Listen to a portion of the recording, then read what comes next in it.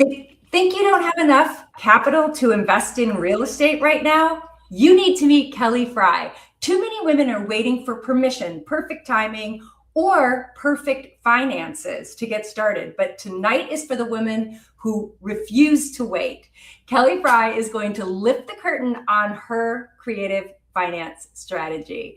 And good evening, Kelly. Hello, Margot. It's such a pleasure to be here with you. Always love chatting with you and, of course, talking to all people, especially women, about real estate investing. And you have so much value to share. So I want to say welcome to Club RVNU. And I am your host and founder of Club RVNU, Margot Drake. So we are going live on multiple social media platforms. If you are watching this on any of those platforms, feel free to comment. Let us know where you are tuning in from. We'd love to know what reach we have. And Kelly, by the way, is from all the way west over in Canada, British Columbia, to be exact, Vancouver. Yes. And Kelly, I would love to share just a little bit of your background with people so they understand how incredible you are and how lucky we are to have you as our guest on Club RVNU. Well, basically, I grew up in Montreal on the east coast of Canada, home of the Montreal Canadiens, for those of you who are hockey fans. And I made my way out west. I had studied accounting at McGill University, had the opportunity through a connection to come here to finish my articling. And it didn't take very long working in accounting and tax for me to realize that I just didn't want to be scorekeeping for other people's success. That's how it felt working on tax returns for, entrepreneurs and wealthy people that basically hired us to do their compliance work. And so I was itching to start a business, and one of my friends said, pick one thing, anything, and just run with it. And so with another accountant colleague of mine, we started a clothing company called Maternal Instinct Wear, and it was a maternity clothing store for businesswomen because it had come to our attention. We were one of the first accounting firms to have a woman partner.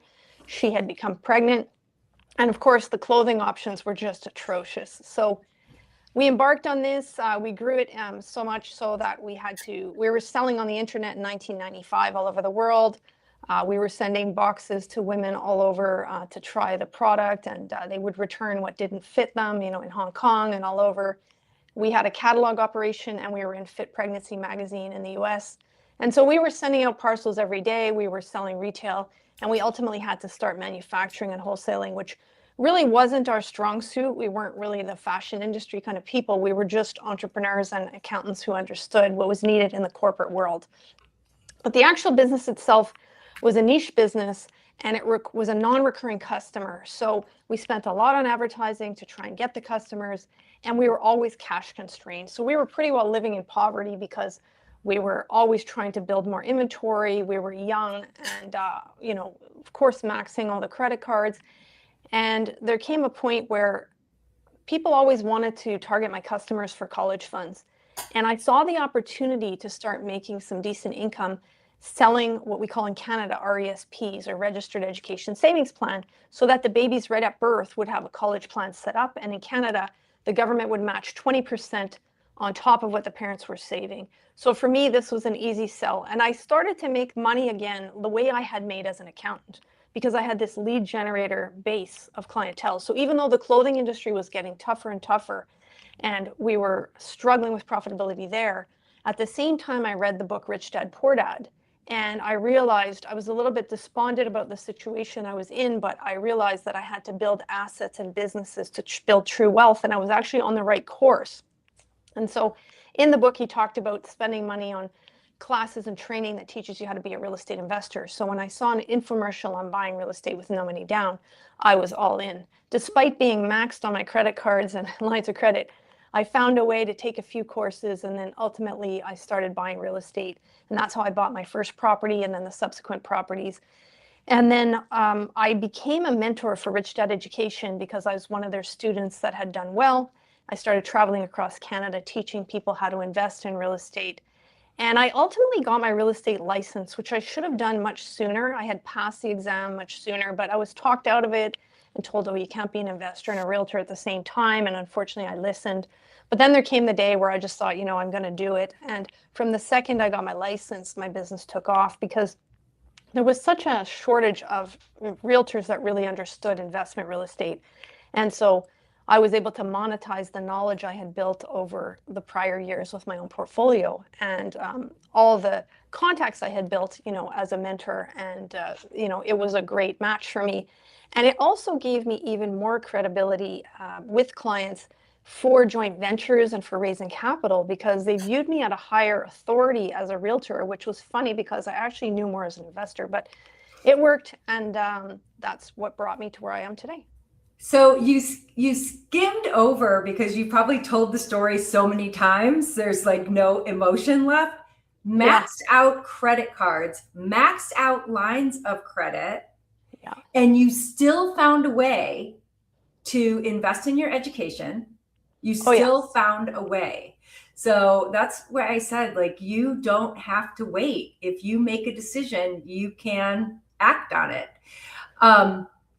Well, there's so many stories I could tell of, even in the last decade, of situations where I had to borrow money from people for deals where I didn't get as high financing as I expected. And, it can feel stressful at the time, but the market moved so much in the last decade that had I not seized all those opportunities at times where nothing was lined up perfectly, I wouldn't be able to recreate those opportunities today. So, when you see an opportunity, you find a way and the universe opens up for you, and you just have to, well, in my case, be comfortable with debt. And I think my background as a CPA, I think people are conditioned to think that they shouldn't have debt, which is the wrong thing in real estate investing, because the more debt you have that's controlled and properly managed, I'm not talking about consumer debt here, debt on appreciating assets makes you wealthy and wealthier over time. And, that's one thing I try to teach people. So good. So you are a chartered accountant, you are a realtor, you are a team owner, real estate investor. You bring this incredible mix of expertise to your day-to-day, helping people with their homes and their investment property, sell and buy homes, sell and buy investment properties. You grew, before we move on, I want to make sure people fully understand you, and it's hard to tell these things about yourself. You grew your personal portfolio from 4 to 50 properties in under 4 years. And that was a long time ago, and it's continued to grow from there. Yes. You ended up mentoring over 200 investors across Canada through that Rich Dad education program. And on top of all of that, you are a top producing Keller Williams Rainmaker in Greater Vancouver. And your team has consistently ranked top 10 since you began your career. And in the last few years, top 1% in your area. That is incredible. Well, it's come with a lot of training that I've been exposed to that's really helped me, and a lot of great people that have shared their information. And, I'm a lifelong learner, and I take every possible bit of training I can to get better every day. And the one thing I learned when I started my real estate investing training, it sort of blew my mind. I had this postgraduate education, which was, great, but it doesn't teach you how to make money. And every nugget you get from learning in real estate, whether it be as a realtor or as an investor, you can make thousands of dollars from that knowledge. So I don't know why more people don't actually spend the money to, create their future. Good question. And you're going to let them know you're going to lift the curtain on that tonight a little bit. I want to call out these 2 great books. Thank you so much for gifting to me. Oh, we have our live viewers checking in, saying hello, our Club RVNU guests. I better put my glasses on so I can read any comments. so Real Estate Action 2.0. And I have read all of these, by the way. And then From Ordinary to Extraordinary, which is a more female focused success stories from women investing in real estate. And you are featured in both of these books. So I wanted to thank you for gifting them to me and let you know that I definitely have read them, I think, multiple times. Well, the one that's the conglomeration of the women investors is actually even better because it's a longer chapter and it's a more detailed explanation of my journey. And both of them were assembled and they're stories from real estate investors, basically. But yeah, it was quite emotional to prepare that chapter for the one with the women because I relived every moment in doing so. And are these available on Amazon? You gifted them to me, so I didn't have to buy them, but Yeah, we'll well, include that. the one with the women, it's under Liza Rogers, so you can find it quite easily on Amazon. Real Estate Action Group, it's probably available under Ozzy Jurok's name. So Okay. those two authors probably is how you'd find it. Or contact me and I can make arrangements as well. Yes, and if you are on our email list, you will be getting the links to these in a follow-up email. So make sure to keep an eye out for that. Great holiday gift idea, right? All right, so this was a quote actually from one of these books, and I wanted to talk about it. Well, this was in the foreword, and I wanted to talk about it because it resonated, and I think it will really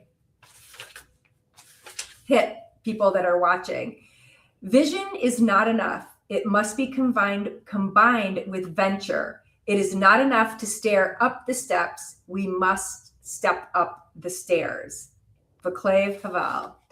And so I loved that because you're going to talk next about what you actually did when maybe other people would feel like they can't do anything. Mm-hmm. Right. Sure. So, and I know before we move on to creative financing in action, this is pretty new. And if you're comfortable sharing a big piece of your real estate investing life and your story has to do with your rich dad. For sure. And to acknowledge him because he impacted you so much. Do you want to talk a little bit about him? Absolutely. So I'll start with my first property and then it'll lead into my second property. That is how I met my rich dad, just like in the book. And I had read the book, so I knew right away that he was exactly like that. So for my very first property, I had my own business. I had good credit, but I didn't have good income. My husband had good income, but he didn't have good credit. Qualifying wasn't easy. I had taken courses. And so I was able to approach my mother, and my mother agreed to co-sign. She was a principal of a school. She had good income, and my parents were debt-free. So it was easy for her to add income at the time. I was looking at some properties very quickly, and I purchased a foreclosure in court. I had a brand new baby. She was 2 months old, and I was determined to have a house for my baby. I had enough training from the real estate investing to figure out how to buy real estate.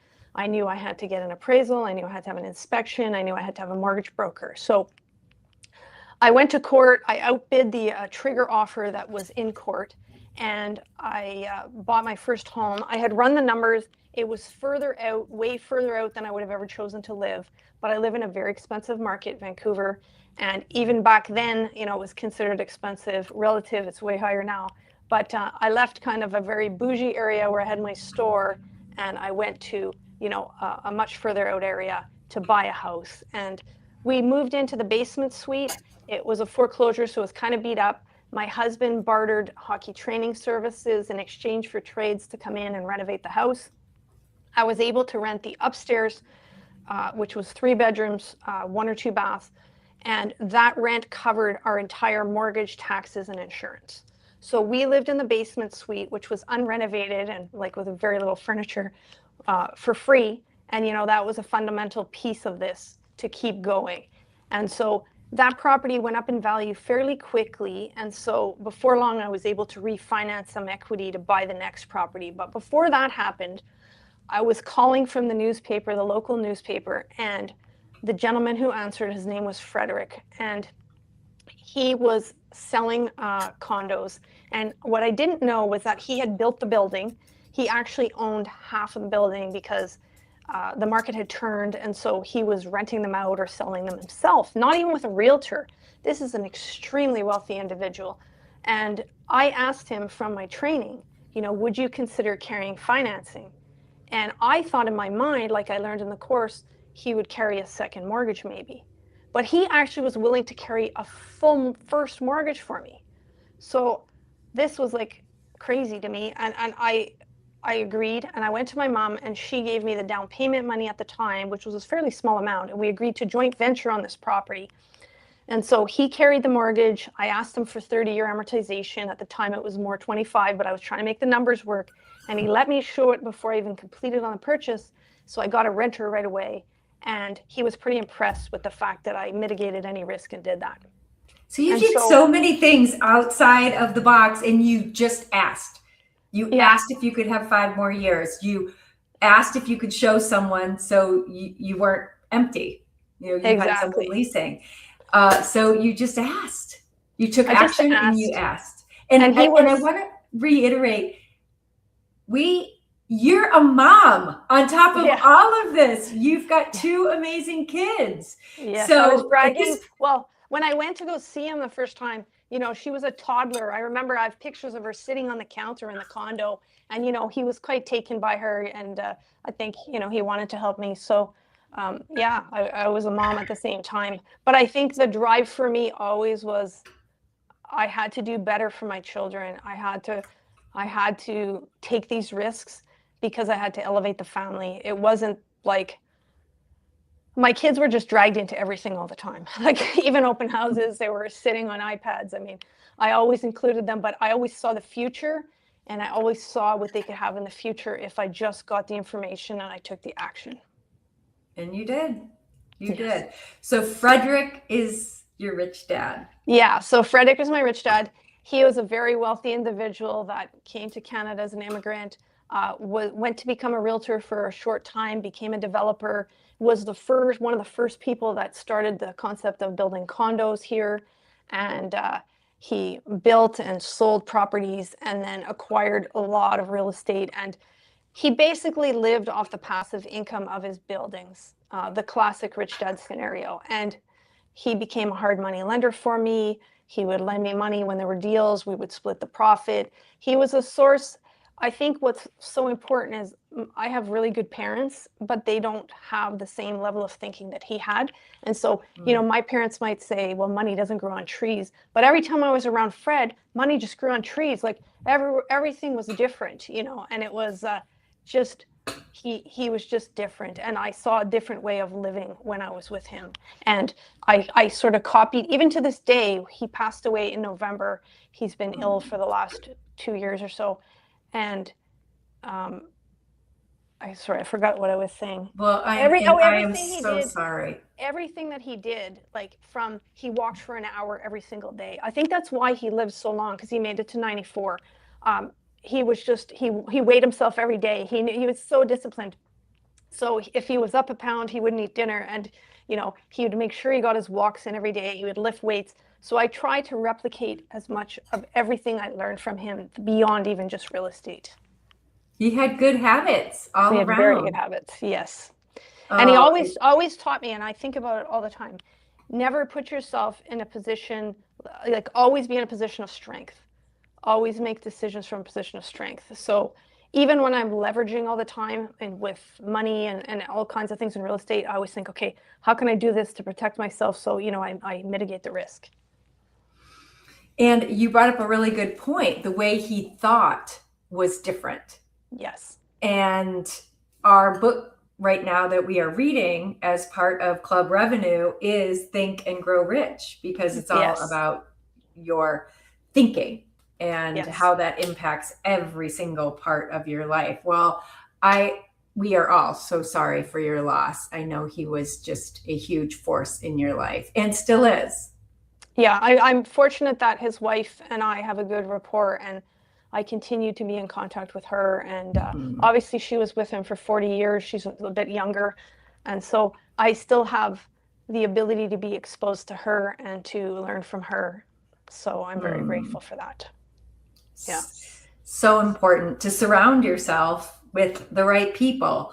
So I want to take a minute before we dive into the next piece and remind everybody that Kelly and I will be talking and sharing these ideas on creative financing. Kelly telling her story from 6 until 7 tonight.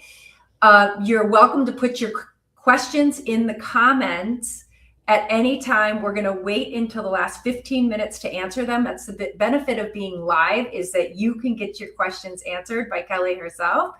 And stay for the mastermind. So this part is public. It's being live streamed everywhere, but it was really important for me to create a private, safe space for women to gather, mastermind, and help each other learn how to calculate, learn how to track, and learn how to grow their net worth. And you're telling them exactly how to do that, Kelly, with no excuses. There's no excuses. Exactly. There's a different way to think.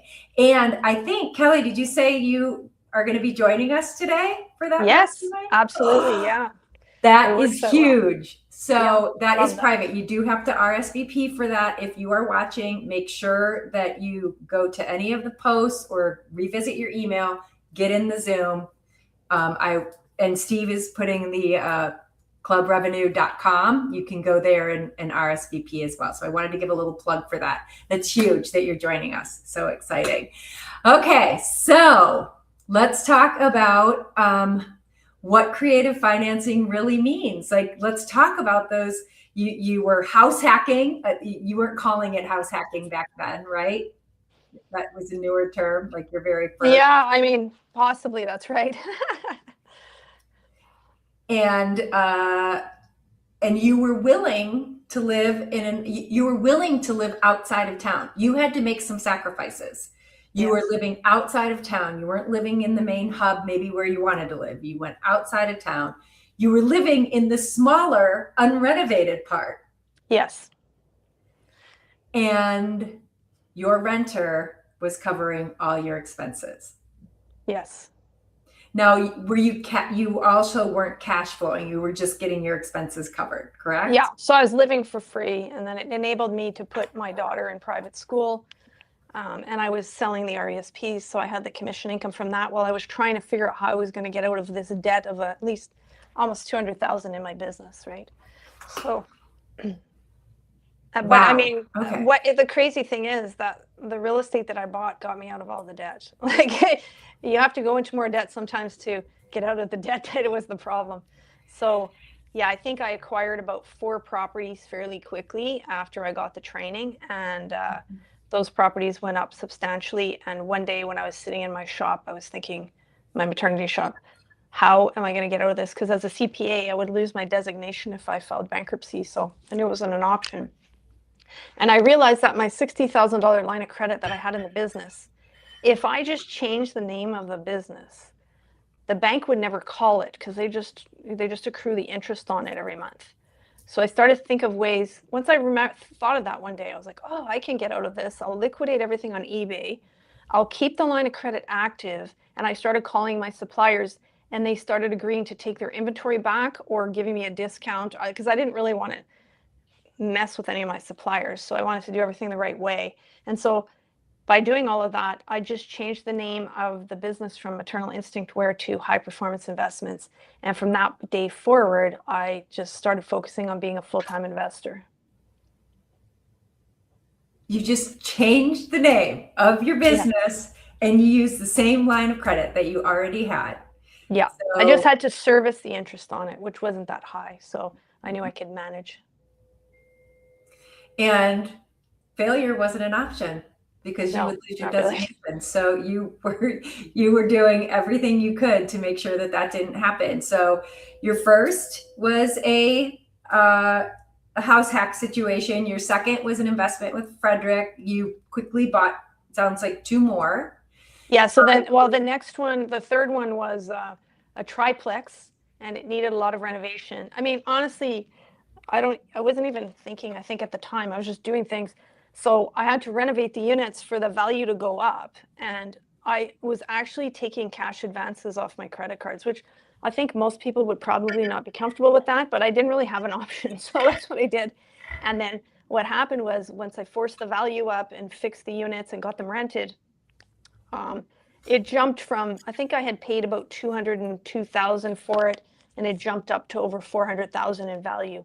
So I was able to take the equity gain and like pay off all the credit cards. It rolled it into a mortgage and then paid off some of the business debts. And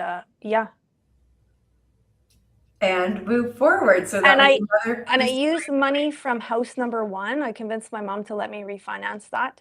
So I was able to take out money from the first foreclosure house for the down payment of the triplex. You're just making all kinds of money moves. And you're thinking outside the box. Every step of the way, you're thinking outside the box. What's so remarkable about you, Kelly, is you think, I have to do this, and there's no straight path from point A to point B. You're thinking every which way that you can get to point B, even if it's not straight. Yes. And I think one thing that people don't always understand, I mean, they saw me with like the realtors that have seen me join the real estate business and I've had success, and they say things to me like, well, we never had extra money to buy a rental and this and that.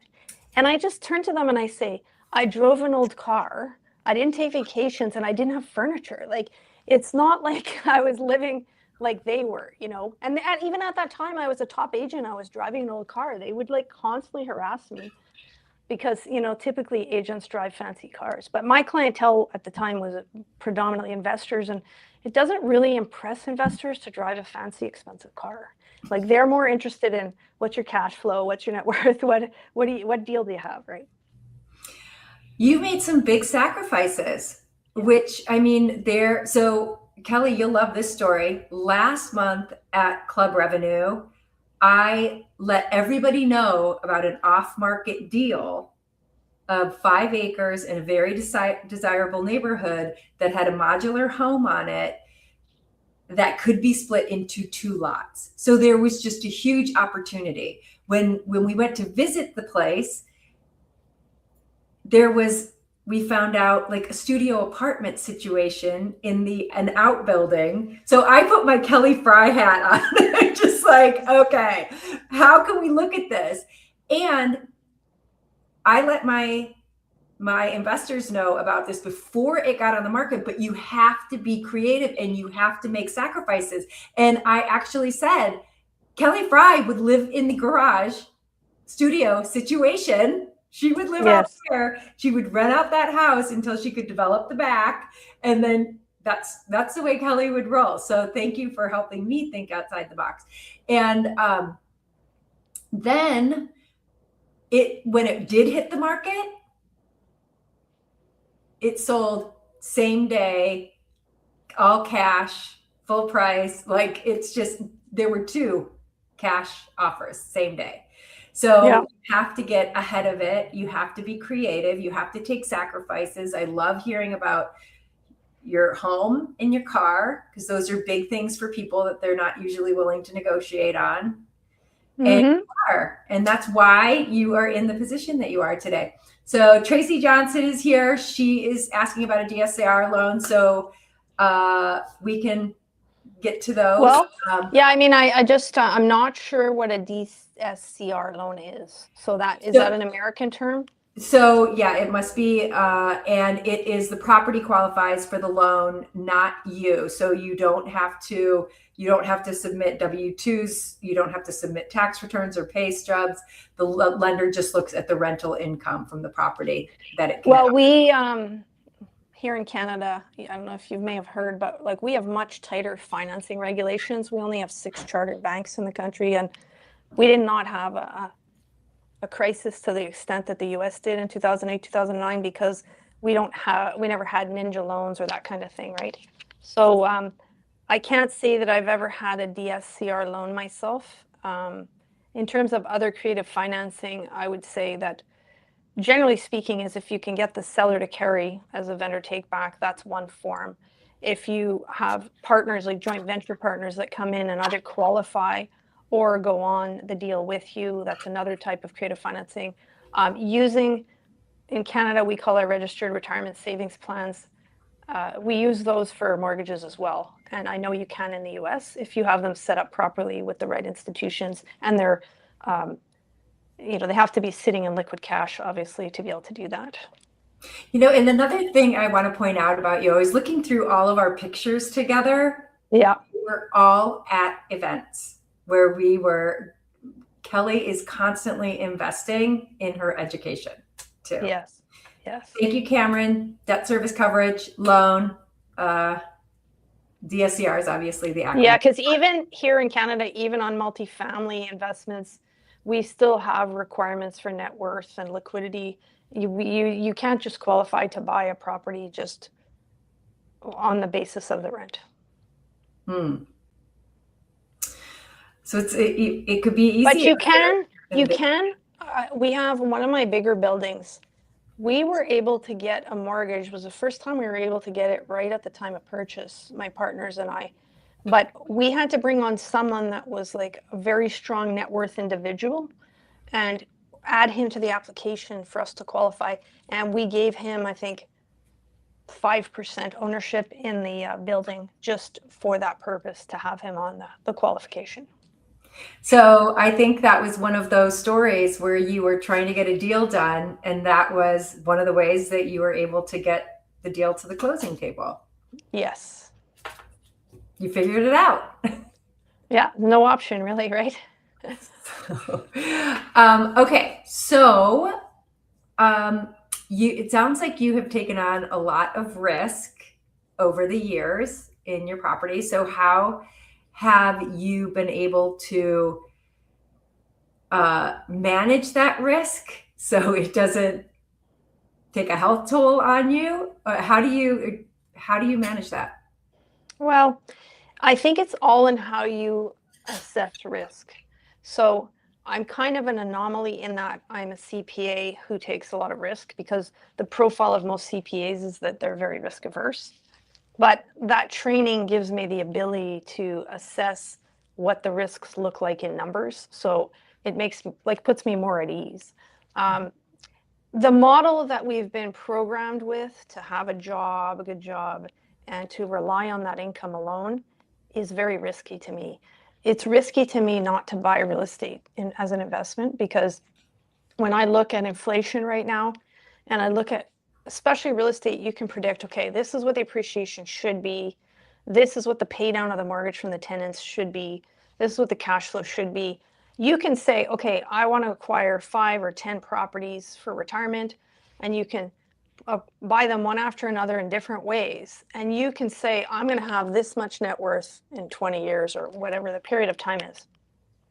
I take great comfort in that versus just gambling on a job and not taking the risk. And that job might not be there. Yeah. I mean, the job might not be there. The whole industry might be gone. And for women, I'm pretty passionate about this, because I do not believe that a man is a financial plan, and being married does not guarantee anything. And women outlive men as well, and they have to know how to manage the money side of everything, and they have to understand. I think one of the biggest mistakes my rich dad made was he did not involve his wife in the complexity of the portfolio. And after he became ill, she was like drowning every night till like 2 a.m, handling all the buildings, handling the government taxes, handling the filings, the property management. Had she been involved earlier on, she would have had the muscles and the skills to be able to deal with it. And so she's done a great job, and she's like so much further ahead now. But yeah, it was very taxing on her, and she's very intelligent. So he picked a good partner, but it would have been better if she had been more involved. Are there any other, before we move on to the future and what you see, are there any other creative, interesting stories that you want to share that come to mind? I know you've done so many deals, just to get people's creative juices flowing, and maybe a different way. I could get in trouble, but yeah, I'll tell some of them. But honestly, you have to have nerves of steel to do some of these things I did. So I saw this ad in the paper, because back in the day we had the paper, to buy this condo for no money down. And so I agreed to buy this property, and they were doing some creative credit cashback scenario. Now, you have to understand, I wasn't a realtor then, so I wasn't regulated like I am today. So I was running free. So this condo was right downtown Vancouver, and this investor had some kind of an in with one bank, and basically they were arranging, they put the price up on the property by the amount of the down payment by 5 or 10%.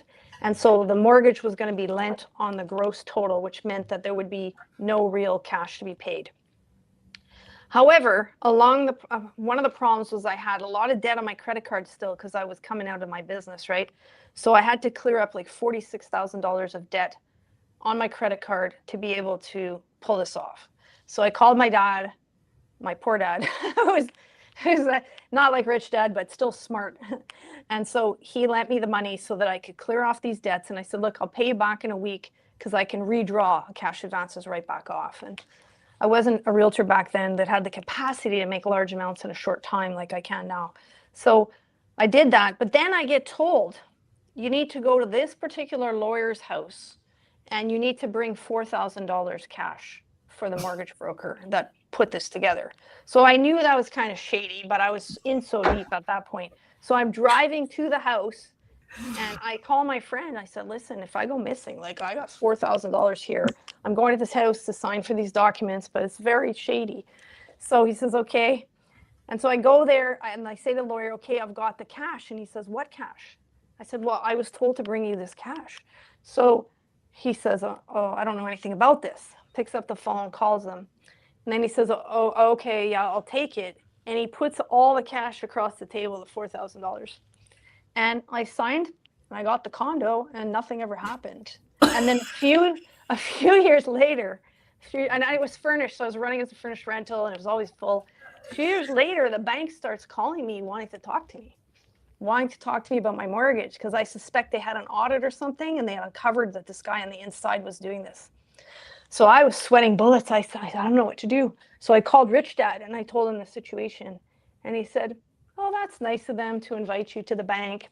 He says, you send them a letter or an email and you tell them that you're out of town traveling and, you know, you'd be happy to meet them in the future. And he basically calmed me right down and just, you know, said, the fact that they overlent to you is not your problem. It's their risk. But he said, do not go into the bank. So it all worked out. In the future, I had to sell it because I fell on harder financial times. So I wish I still owned it today. But that was my fourth property purchase. We all have those stories that we wish we still had, and we sold at a certain point. So look at that. There was so much going on in your head in the beginning, fear holding us back. And, you know, I love the fact that you even think differently about normally people don't think that a W-2 9-to-5 job is risky. And in your mind it is. Mm-hmm. And you are thinking very differently. So I love that about you.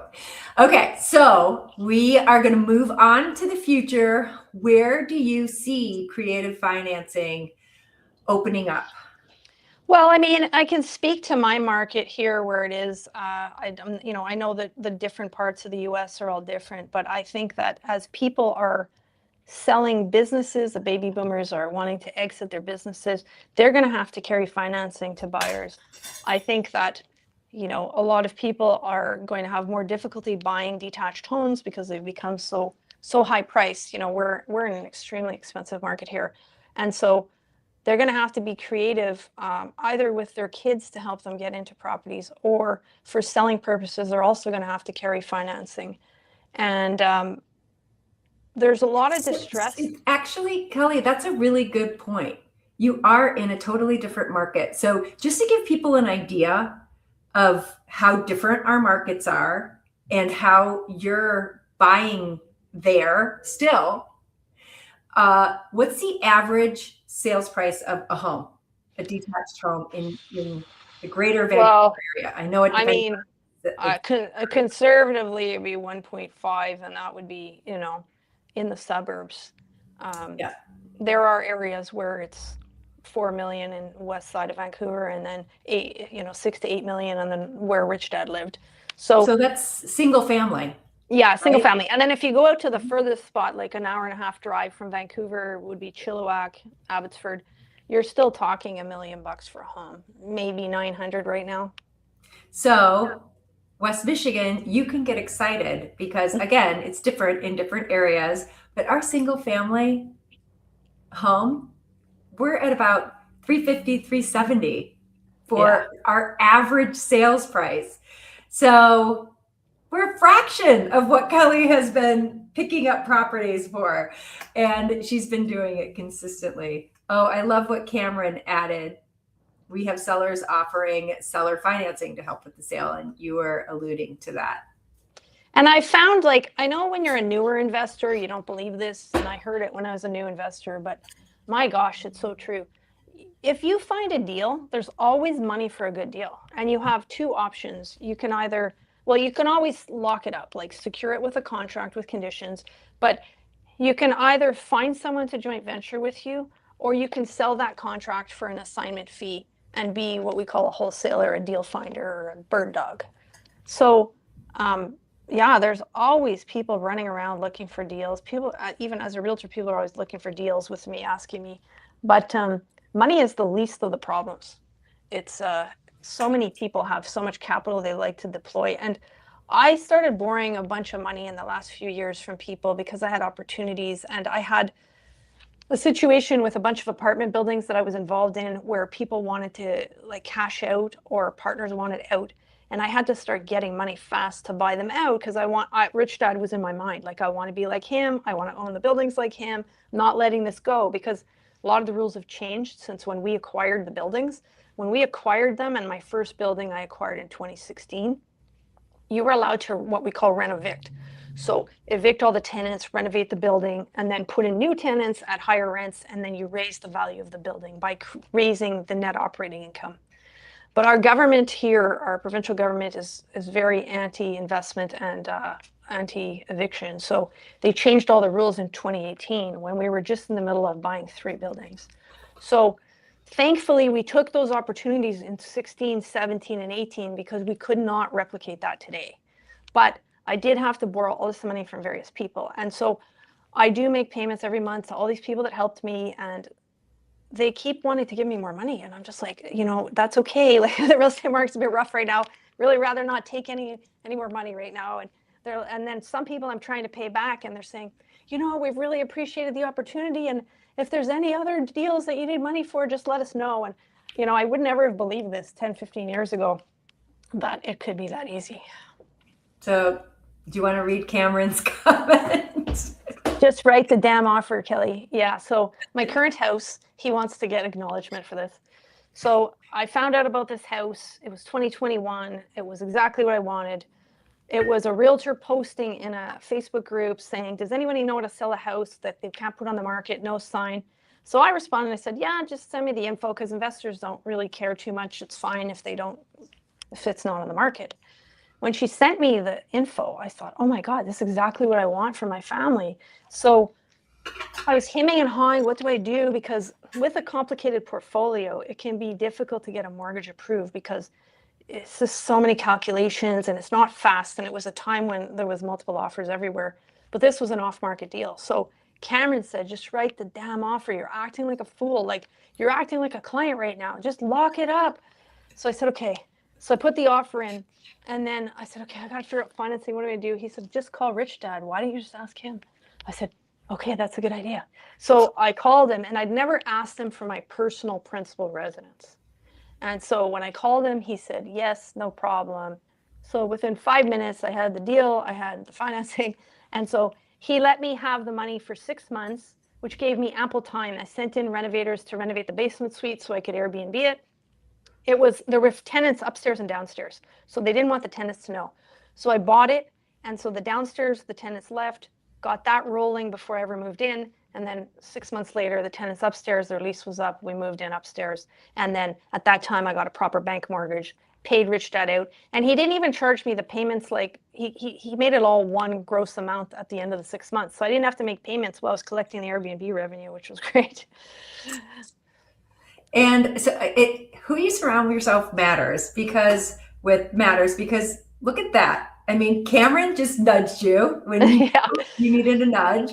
And I love that story. And your rich dad was there for you. And he probably made a nice return, and he was happy to do something nice, help you. I mean, that probably made him so happy to be able to do that for you. Yes. And Yes. so, and while I'm driving back and forth to Detroit to visit my mom, I'm calling Kelly because she's 3 hours behind. So sometimes on a late night, I'll call Kelly. And one time I called you and you were scrambling to find money. You were talking about finding money. And I was like, what are you doing finding money? Like, tell me about it. And you said, these people want to exit and I want to buy up their shares. And I was like, yes, love that. And that, again, you're just around people thinking differently. Instead of thinking, oh my gosh, one of my investors wants to pull out and this is going to kill the deal or do something negative, you're looking at it from a place of strength and opportunity. And how can I make this work for that person who wants to exit, who maybe needs cash, and me, because you're in a great position, and then you could have more ownership in whatever deal you were talking about. More control. Yeah. How can women prepare? How can women prepare to use some of these strategies? Well, I think it's very important for women. I find sometimes women shy away from financial things, and it's so critical. Like, women have to have their own credit, and it has to be as good as possible. They have to have credit cards. Like, when you're a new investor, some of these training courses that I was in, they would teach you to have a bunch of credit cards. And the reason being is because if an opportunity comes up and you want to tie something up, you have to put a deposit down. So even if you don't have the liquid cash, you can use your credit. And if you don't have a line of credit, I mean, it's ideal to have all of the above. But women need to have their own finances separate. They need to have their own credit. They need to have groups of investors to be around them. They need to study this stuff. They need to go on webinars. They need to read books. They need to take training. And they need to control their future, because we never know what's going to happen. I mean, my husband was very ill last year, and I didn't know if he was going to make it. And I did not live with the fear of what will happen. A lot of women, when they lose their spouse, they can't even keep their home. And, that was never something that I worried about. I just worried about losing him. And I just wish more women would not give up the control of their finances. It's so critical that they can be the ones that. I just had someone tell me today that there's a problem with a property I'm selling with the tenant, and the tenants wanted to buy a place. And I guess everything was in the husband's name. So now they went to go get approval for the mortgage. She's not going to be able to add anything to the application. And in our market, it takes both spouses most of the time to qualify. So that leaves them in a bad situation when they don't have their own credit. Kelly, by you doing everything that you've done, you gave yourself freedom to, when Peter needed you, you had one thing to worry about, and it was Peter. Yeah. It wasn't anything else. Well, no, I did have a real estate business to worry about, let's be honest. but you weren't worried about, like you said, you weren't worried about, oh my God, what's going to happen to me financially? I mean. Well, I've seen it, my parents have been married 58 years, and I've just seen it happen to their friends. And it's just so sad. So it takes work, it takes sacrifice, and it takes focus. But that's why I created Club RVNU. So you can show up every month and be surrounded by people like Kelly and the other Club RVNU members, and slowly but surely get yourself and the thing too, if I think about the various mentors that I've had and that I still have, I think every single one of them was men. And I think that they really respect a woman who's got some game, that's trying to make a difference. They are so supportive, and a lot of times they have access to the money and they will help you. And just use that edge that we have. They're charmed by us, so just let them help you. That's true, because they might have females in their life that they wish that this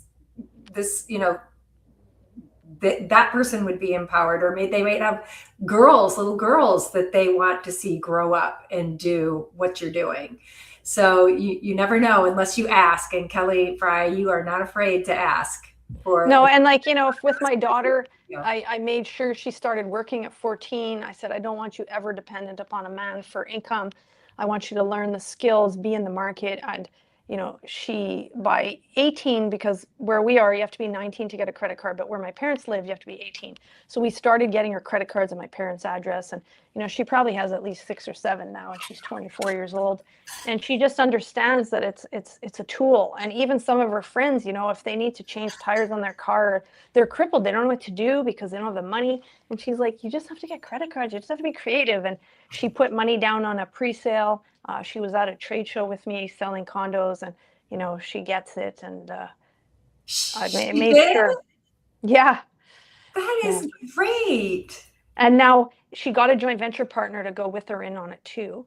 Now the project itself might not be going ahead, but it doesn't matter because their money's protected and she's still going to get it back, and then we'll put it in something else. But for her to take that step. Let's paint a picture for Ashley. Ashley is in college or in college? She graduated business school and entrepreneurship, and she's the president of her dad's company right now, running his business. And she just did a deal pitch in Boston because another company approached them to partner with them on something. I was so proud of her. She was sending me pictures of herself in her suit that she bought. And she went with one of the other team members and flew there to do the pitch. So the apple does not fall far.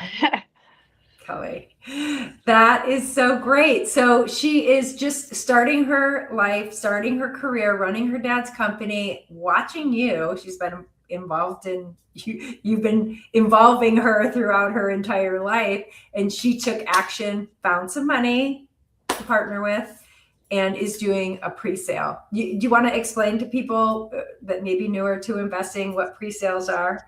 Yeah, so we used to, the market's changed a little bit here because of a lot of government intervention, but previously the way it would work with condo buildings, 4 to 6 story wood frame condo buildings that could be anywhere from 60 to 90 units, the developers will put out the renderings, and investors can purchase the units 2 years in advance. We don't have a very harsh winter here, so our cycle from the time the sales start till completion is about 2 years, 24 months, sometimes shorter. So an investor comes in and puts as little as 10% down. And so if the price is 300,000, for instance, it would be 30,000 down. Sometimes it's staggered deposits. Sometimes you can negotiate differently. In the case of the one that she found, it was a little further out, and it was 250,000. So she had to put down 25,000 over the course of 3 payments. But she and her joint venture partner, split that. And so in 2 years, it's supposed to complete. But because of some of the stalls in construction here and the sales, et cetera, we're not sure if this one is going to still proceed. But like I say, generally speaking, that's how it rolls out. So then at the end of the 2-year period, and just prior to that, people have the opportunity to sell their contracts so they can make a profit on their contract, which is an assignment of contract, or they can just complete on the purchase. And then at that point, they can put a tenant in and keep it as a rental, or they can turn around and resell it once they've completed on it if it didn't sell on an assignment prior to closing. So this is a 20-something that did not have $25,000 laying around, spread out on her desk.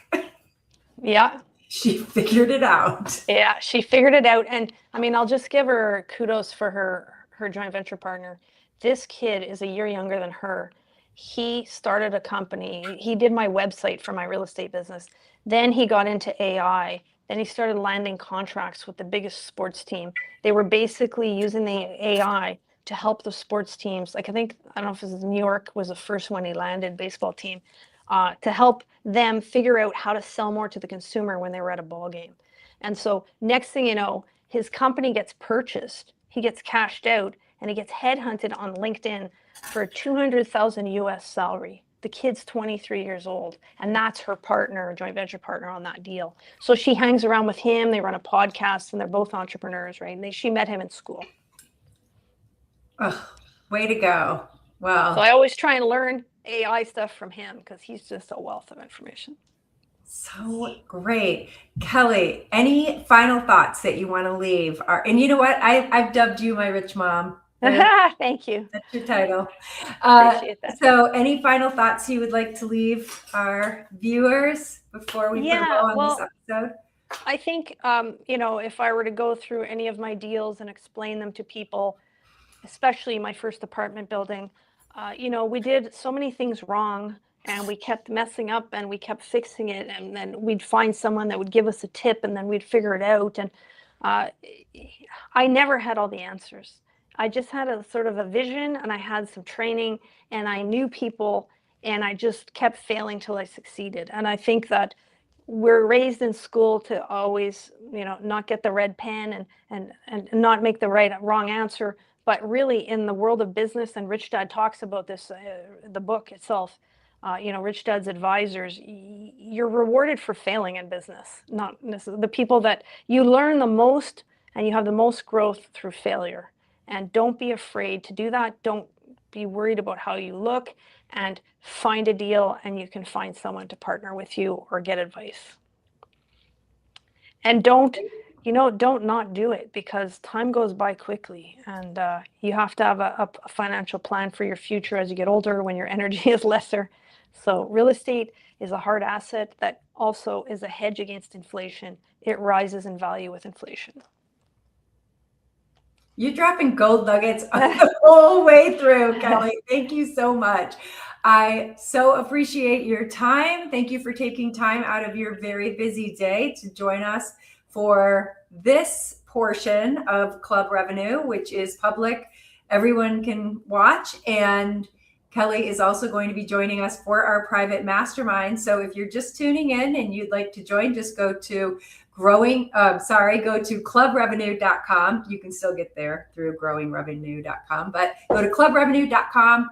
You can sign up for the 30-minute mastermind. It is free to women who want to grow their net worth and surround themselves by other women that have the like mindset. People are saying, thank you for joining. I learned a lot, and thank you, Margot, for the opportunity. It's always great to talk to women and to talk to you. Thank you. And we will definitely, when the replay goes out, we will definitely link to these two great books that you are in. Okay. All right. Good night, everyone. Thank you so much. Thanks for joining live, everybody.